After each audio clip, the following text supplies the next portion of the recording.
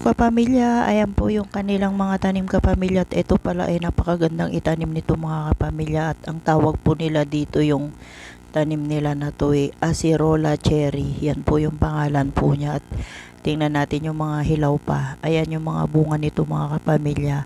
Ayan, green pa siya, parang maliliit na cherry yung kanyang itsura. Ayan, at marami siyang bunga, napakakapal kung mamunga, pero eto may na-harvest tayong 3 piraso, pero tingnan natin kung ano yung pagkakaiba nung red na saka yung kulay orange pa lang saka yung kulay green.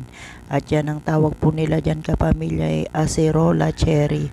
Yan daw po yung pangalan niya, kaya napakayabong po pala nito pag sumanga o kaya nagkaroon ng mga sanga, kaya yung ilalim niya ay napakalilim mga kapamilya. At ito, ayan, at titikman na natin. Ayan, yung medyo ma-orange may asim, pero yung mapula-pula matamis na po siya pagka hinog na siya.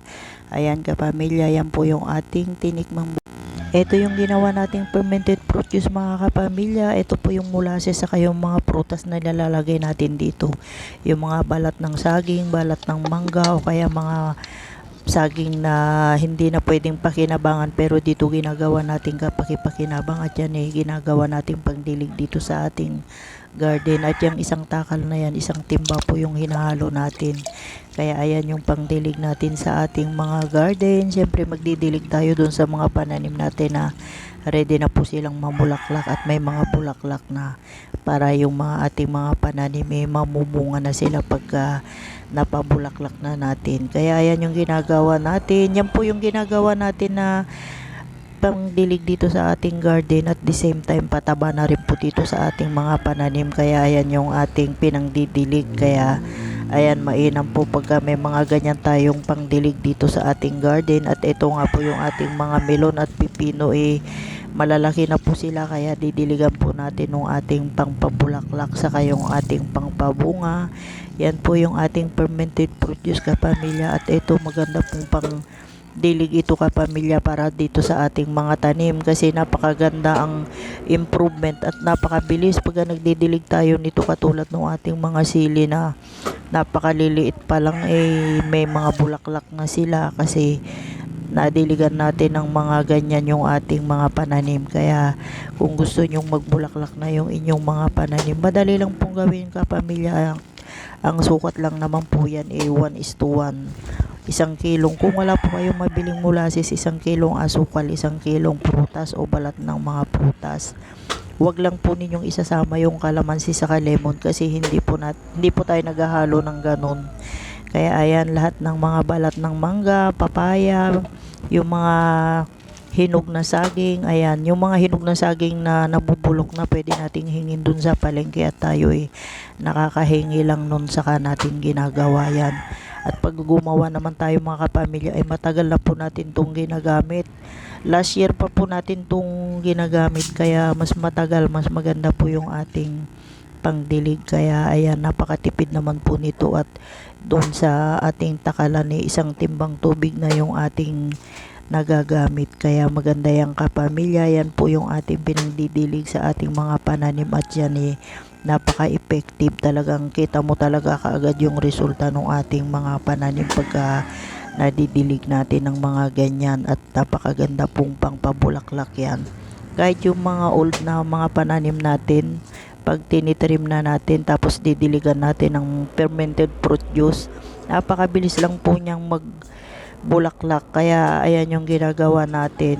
Yung mga pananim nating talong na nasa timba saka yung old natin na talong nung siguro 2 years na yon, andyan pa rin sila, pero dinidilig natin ng mga ganyan, at pagka nagre-recover na sila kasabay nung pagbubulaklak ng ating mga pananim, kasi nga tinatanggal natin yung mga dahon nila pagka medyo makapal para magliwanag yung ilalim.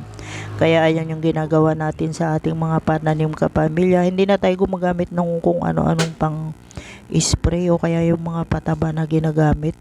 Yan na po yung ginagamit natin. 2 klase lang po yung ina-apply natin dito sa ating pananim, yung ating fermented fruit juice saka yung ating fish amino acid. Yun yung ginawa natin, yung isda na binuro, pero 1:1 din po yung sukatan ng mga yon mga kapamilya. At yun yung pinangdidilig naman natin, parang pinaka-fertilizer at the same time pang-spray na rin dun sa ating mga pananim. Kasi maganda rin po pagka nadidilig natin ng mga ganon yung ating pananim at tumataba po yung kanilang mga dahon saka yung kanilang mga sanga. Maganda po kasi yung fish amino acid sa mga pananim natin, kaya yun yung ating ina-apply dito sa ating tanim. Kaya maganda po pag may mga ganito tayo kapamilya, at yan po yung ating mga ginagamit dito sa ating garden. Hindi na tayo gumagamit ng mga nakakatakot na pang spray. Bye! Update sa 2-in-1 garden natin na ating sili saka yung ating sitaw dito sa isang lalagyan lang. Nagtanim tayo ng ating sitaw dito sa isang galon pero may kasama po siyang sili.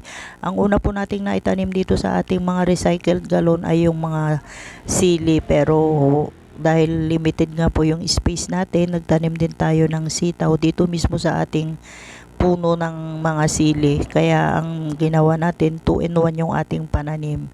Yung isang umaakyat at syempre yung isa naman nakapirmi lang dyan sa ating galon. Kaya yan yung ating update sa ating mga pananim na sitaw mga kapamilya. At yan po tingnan nyo naman, healthy yung ating sili, healthy pa rin yung ating sitaw dito sa ating 2-in-1 galon.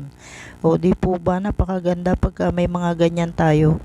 Sa isang galon, 2 puno ang pwede nating itanim. Kaya syempre mindset lang mga kapamilya at para-paraan lang po pagka gusto nating magtanim, kahit na malilit lang yung ating mga taniman, basta naalagaan natin mabuti. At yan, may mga pananim na tayong sitaw, soon mamumulaklak na rin yan. At itong mga naitanim natin dito kapamilya sitaw po na haba ito, kaya tinan nyo, improving naman yung pagdidilig natin ng ating mga fish amino acid dito sa ating mga pananim. At yung ating sitaw okay na okay din, at ayan, malalagpasan na nila yung mga sili nating nakatanim.